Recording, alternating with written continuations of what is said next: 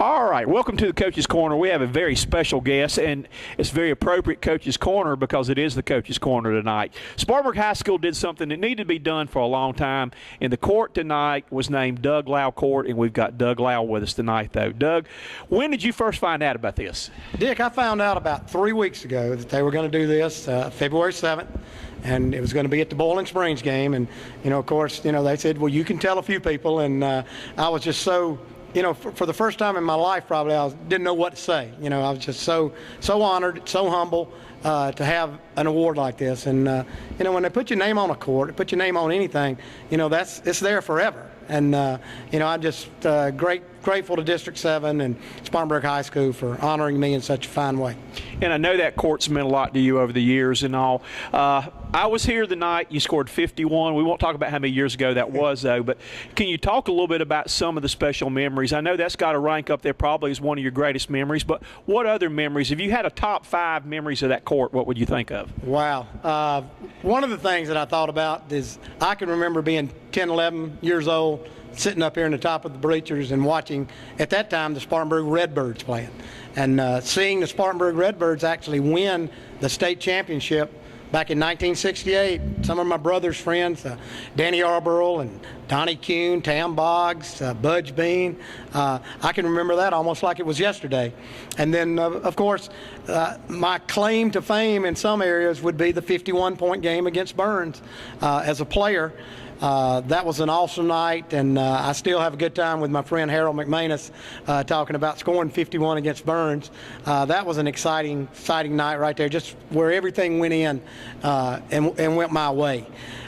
Some of the games, boy, beat Irmo at the buzzer one time when Brad Painter on a missed free throw kind of pushed the guy under the basket and stuck it in right at the buzzer, and we win by 1. And on our road to the state championship in 2002, Jamal Brown missed a shot against Lexington when we were down 1, and he missed it but went and got the rebound and shot it from about 10 feet as the buzzer went off, and we win by 1. And had that game, had that not gone in, we'd have never had the state championship right there. But that game was followed up by a great game against North Augusta, where same thing.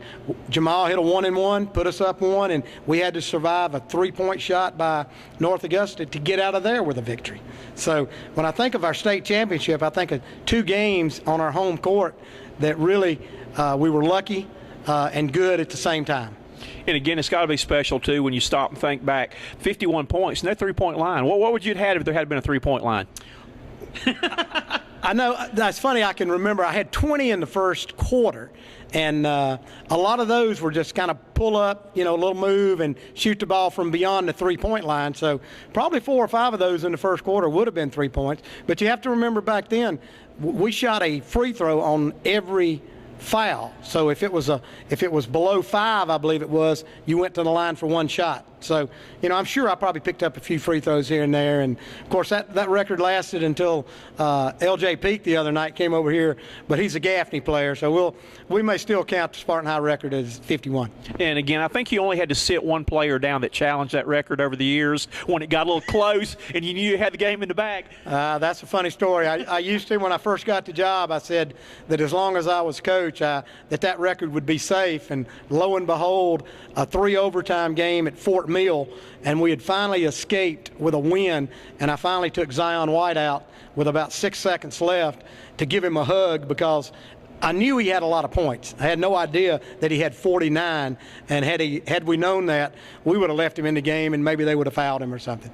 Well, this has been Doug Lowe Court for many years. It just hadn't had the name put on because this has been one of the toughest places in the state to come and play. I know I always felt good with my team. If we could come over here and at least be competitive, that was the main thing there. We always knew when we came over here, the referees knew it was Doug Lowe's court too, that we were not going to get any calls though. But just talk about the tradition. I know it's got to be special to you too, what they gave you tonight, having a piece of the old court with your name on it. That is very special because that old court, you know, from the time I was in the 7th or 8th grade, I remember, you know, dreaming about playing on Spartanburg High School court. And fortunately, you know, that dream came true for me. And Spartanburg had a great tradition in basketball long before Doug Lowe got here. You know, the Wally Dean days, and then Herb Robinson and Fred Fraley and Bill Henson had some great teams over here. And, you know, I was just fortunate to be here. A big school like Spartanburg, you know, yeah, we expect, you know, that we're going to have a good team. And I always felt like that we had a home court advantage because our gym had the one side. That was unusual. And when we had a lot of bleacher creatures in there on a Friday night or Tuesday, it was a tough place to play. And you know, we tried to make it a place that was tough for opponents to come in here and get a win. Well, this is the first official time I've gotten to come back and see since they have renovated the court on the things they've done, how great it looks. I know that Chimp Johnson and I sit there and reminisce of which chairs were ours on the end of the bench over there for all the years and everything, and kidding about who we used to send to do our dirty work, who was the 17th man on the team there, though. But, again, they have done a great job of coming in and doing a lot of renovation on the court. They sure have. I tell you, District 7 and Spartanburg High School, when they take on a project, they do it the right way. It's going to be done first class. And that gym down there right now looks like, you know, a little small college arena. The lobby looks like a Starbucks. It is an awesome place to come. And I tell you, Dick, the school itself, the landscaping on the outside, they have done a tremendous job keeping this place, you know, an old school in 1960 when it first came over here, and now here it is 2014, and it looks like a new school. And the thing that made this place special to me was, you know, not the way it looked, not the gym, but the people that I work with. You know, I work with, you know, Hall of Fame coaches and teachers that were just, their mission was caring about kids, and it was just an honor to be here and coach Spartanburg High School. I was touched tonight. It made me have a lot of pleasant memories tonight, too, what you said about all the players that come back, because people don't realize these are the time you put in. These are members of your family. And I've told these kids and all that you've had so many people that did come back tonight. Can you talk about them, maybe who came the farthest, and, you know, some people maybe you were surprised to see tonight? Boy, well, one guy that stands out right away is the guy that played on my first team, JV team, and that was Dollar Bill Fuller. And William Fuller, pound for pound, inch for inch, at 6 foot, was probably the best offensive rebounder I ever coached. And, you know, he gave me a hug, and we talked a moment, and, you know, it's just so good to see him. And, you know, he's in Spartanburg, but I never, you know, our paths don't cross. And, you know, had some guys that came from Columbia. You know, I wish I could say everybody was, you know, a doctor or a lawyer, and there were some of those in that crowd right there. And they came a long way. A lot of these guys, you know, they work 9 to 5, but they're good people. They're not kids anymore. They're not boys anymore. When they left here, they were. But now, you know, these guys are grown men. And I did a little math. The people that played on that first JV team of mine, they're 54 years old right now. It's hard to imagine that these guys are almost as old as I am. I was a senior when they were JVs. So, you know, that's special. And Bill Henson, you know, came from way up in Oakboro, North Carolina, you know, to be here. And, you know, he meant a lot to me. And my high school coach being here, and Mr. Bob Radford, who was my first basketball coach at Park Hills Elementary School. Wait a minute. I have Mr. Radford, too. And, you know, those memories right there, and, you know, just makes me so proud to be a product of District 7.